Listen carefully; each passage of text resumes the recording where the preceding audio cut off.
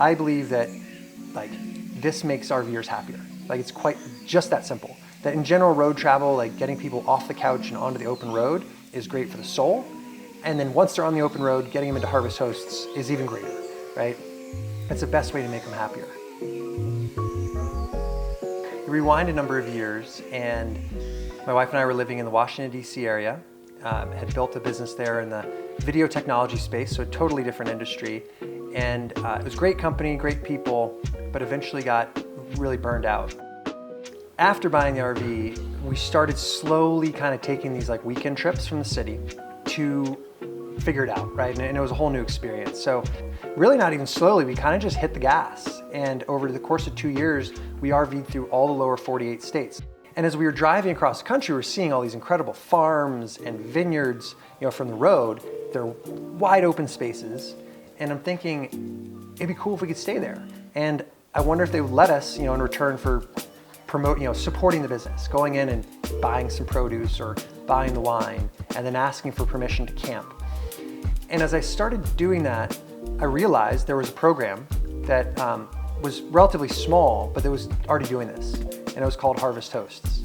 And that was kind of my first eye-opening of like, cool, there's a better way to RV.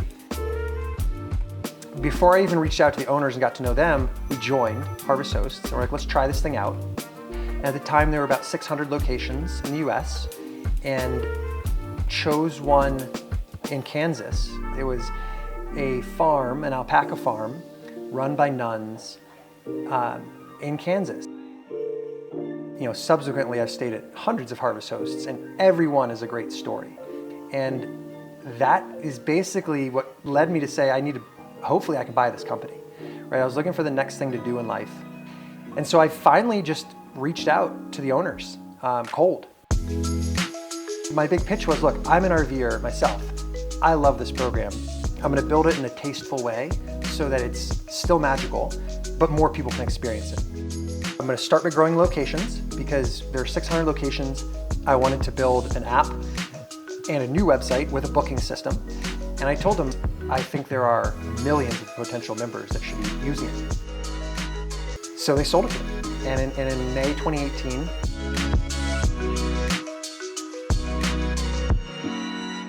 it's very unique to have this view, this community of like-minded travelers who want to go off the beaten path, right?